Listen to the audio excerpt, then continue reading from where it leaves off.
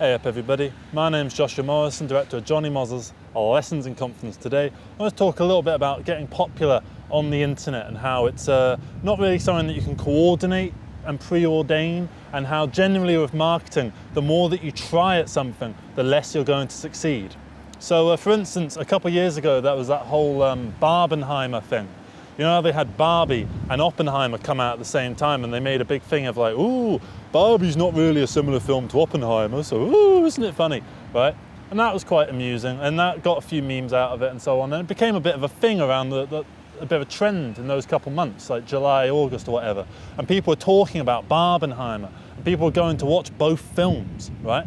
And then after that, they tried to replicate it. A different studio tried to come along and do that same sort of thing.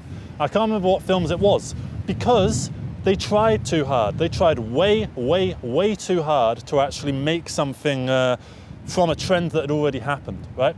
And I wanted to make this video basically about how if you try to get an audience on your side, it tends to not really work in that kind of way. For instance, you know there was the Marvel Cinematic Universe, and it started in 2008, and it kind of became really popular in about 2012. And you know, there were films that were popular like Iron Man 2 and Captain America 1 and Thor 1 and all that, and they all did quite well. And then the Avengers came out, and that was massive, right? And loads of other studios saw the success that Marvel was getting. They went, I want a little bit of that, right? So what they did is they tried to make their own cinematic universes. So you had the DC cinematic universe, and then tried Transformers. They tried to make their own cinematic universe, and everything was becoming a cinematic universe. Oh, there was the Dark universe. That was the Mummy, and it was going to have like the Invisible Man and all like the Warner Brothers old things that they have, the copyrighted things, the characters that they were going to repurpose into this big like Avengers of freaky sort of people. And that was that didn't go very well. I saw the Mummy in the cinema because I was at a bus stop and the bus wasn't going to be here for half an hour, and it was pissing down with rain, and I thought, sod this, I'm going to go to the cinema. So I went into the cinema, which was just right next to the bus stop, and the only film that was on was The Mummy, and I thought, okay, great, I guess I'll see that. So I went to see that. It was a load of shite, and came out thinking, oh, I kind of wasted my money, but at least by the time I got to the bus, I only had to wait 5 minutes for the bus and not half an hour in the pouring rain. So I kind of saved myself a bit of time in a weird sort of way. Not that I really saved myself any time, I had to watch The Mummy. But the fact that I watched The Mummy allowed me to make this general point, is that if you try and you know, elicit the same marketing response that was successful in the past in exactly the same way, you're not going to get the same results twice. So a couple months ago, I made a video at this exact spot with the same cloudy weather behind me, wearing the same clothes, right? And it was called, what was it called? Using the fact that nobody knows who you are to your advantage, right? And that video, I wasn't expecting much to happen out of it, but it became really big. Not massive, but it got like 500,000 views or something like that, which I'm pretty happy with. I call that a success, you know? So this video, I'm doing at the exact same spot, and I'm trying to elicit the exact same response. And you know what this video is not going to do as well? This video might get a couple thousand views, maybe it'll get 3,000 because a couple people think, oh, it's the same kind of location, right? But you know what? Doing the same thing and expecting the same result time and time again is going to get you diminishing returns. And I think that's important to recognize, that when you have a good thing, you can milk it a little bit, because there's a little bit of milk left to extract out of it. Because the idea of milking something is, you know, you've got this cow and you're milking it, right? So the first successful thing was all the milk that you milked from that cow. And then you've milked the cow, right? And then you're just sort of waiting for the cow to rejuvenate all its milk and get loads of milk back in its system. But if you try and milk that cow while there's no milk in the cow, you're just going to get a few little squirts of cheese. And you know, cheese is okay, I like a bit of cheese. This is not how anatomy of cows works, by the way. But I like a little bit of cheese. Other people like a bit of cheese, but you do it again and you're going to get that really grim, nasty cheese. The sort of cheese, you know, like that feta cheese water. You're just going to get that by the end of it. And no one wants that, nobody wants that, but that's what you're going to do if you keep milking the exact same thing again and again and again. You're going to end up with the feta cheese water. And it's just not going to get the same sort of response. The same way with the Barbenheimer thing when they tried to replicate that, and the same thing with the cinematic universe. Nobody was able to replicate the cinematic universe. And now Marvel, after milking it time and time and time again, they're not getting the same returns that they used to. They used to spend $200 million on a film and be pretty much guaranteed to get $1 billion out of it. Now, sometimes they lose money, significant amount of money. What was it? Captain Marvel 2, right? That nobody saw, right? And it lost them like $100 million or something like that because they kept milking it too much and people got sick of it, right? You can't just keep doing the same thing again and again and again and again. You can do it a little bit until it stops getting you the returns that you want, but at a certain point, you should just stop. You should just put an end to it.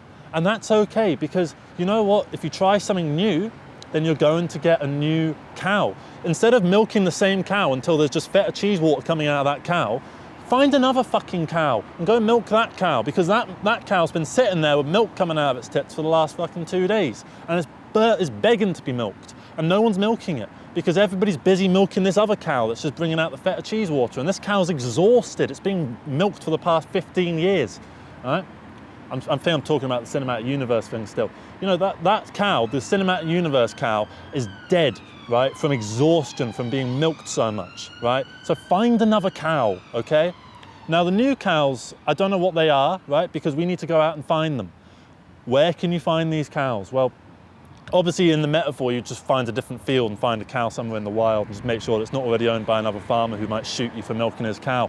What you want to do, you just want to find something that's sort of similar to what you're doing now, and just move your current ideas into that new framework and that new concept. So, you know, superhero movies, for instance, with the cinematic universe thing, they were doing okay before the cinematic universe came out, but they weren't great. I mean, Spider-Man 1, 2, and 3, they all did pretty well. You got some other films that didn't do as well. You had the Batman films, they did quite well. And, you know, you had a few things that were kind of working out for them. But if they kept trying to make Spider-Man movies and fucking Joel Schumacher Batman movies, they weren't going to see the returns in the investment because they were milking that cow too much. And yeah, the cinematic universe cow is very similar to the normal superhero movie cow, right? And it, you know, from an end result perspective of the consumer, they're not really getting anything that different, but it's a little bit different, just enough different for them to feel comfortable and, you know, rejuvenated, but not different enough that they become scared by it, because we don't like the unknown. That's why we don't go out and seek a new art house movie to watch every single fucking day of our lives. We might watch an art house movie every once in a while. But, you know, we want something that's nice and simple and down to earth and is just okay. And I feel like if you just, but at a certain point, you know, it's like Big Brother, for instance. Big Brother's still going on, right? I don't hear anyone talking about it now. In 2008, you couldn't move for Big Brother. Big Brother was fucking everywhere. The reality TV show where they have people in the Big Brother house. You know, you could not move for that show. The Simpsons, for instance, that was huge and it continued to do well, and it even still does quite well, but nowhere near as well as it did before. And maybe it's because they milked that cow so much that, and it's not even just necessarily the quality, because Big Brother was always shite. And they just, you know, they kept milking it. It doesn't matter if the quality of the thing necessarily goes down a little bit, or even a lot. What matters is that people just got sick of the same thing again and again. And they want something that's sort of like the same thing, but a little bit different. It's like, you know, you can't just eat the same pasta dish every single day of your life. You want to, you know, vary it up a little bit. You might want to switch from the red pesto to the green pesto, and then when you're sick of the red pesto, you might move back to the green pesto, and then when you're sick of the green pesto, you might move back to the red pesto. You know, you get sick of salt and vinegar crisps, you move to cheese and onion. You get sick of cheese and onion, you go back to salt and vinegar. And you get sick of both of them, you might try prawn cocktail, right? And you just try little different things, and that's basically what you need to do with marketing. Stop trying to do the same thing again and again. And the reason that I'm using this backdrop is to illustrate that point, because this video won't do as well because I'm trying the same thing again and again and again and again. And it's just not going to work, okay? So what you need to do is you need to figure out some way that you can shift course just a little bit, right? You know, if you're trying to do the same thing again and again and you're not seeing the same returns that you were, don't just keep doing it and, you know, being happy with those same returns, right? Shift course a little bit. Try something a little bit new. Try something a little bit daring. And I'm not saying like, and when I say daring, I mean a little bit, emphasis on the little bit rather than the daring bit, because you don't want to just go out there. It's the same reason that, you know, after The Simpsons, Matt Groening didn't go on to make fucking, I don't know, Shoah, the documentary about the Holocaust. He didn't do that. He went instead did Futurama, which is basically the same thing as The Simpsons, but it's different enough that people can go, ah, yeah, I like The Simpsons, so I like this. And you know what, Futurama did pretty well for itself. I mean, it got cancelled a few times, but it still did pretty well for itself. But then he tried it again, and he did that fantasy one. I can't remember what it was called. And because I don't know what it was called, it means he milked that cow, that same like big lip, upper lip animation style. He did it too much. And now people are a little bit sick of it, right? And you can't just keep doing the same thing again and again forever. But not only because it doesn't, you know, elicit the same response for the audience, but it doesn't elicit the same response from you, the person making the stuff. Because do you think the people that are writing The Simpsons now, even because like Al Jean has been the showrunner for The Simpsons for over 20 years now, and he's been on board with The Simpsons pretty much since it started. Do you think he's got the same level of passion about it now as he did back then? Well, no. He still obviously cares about it because he's still there and doing it.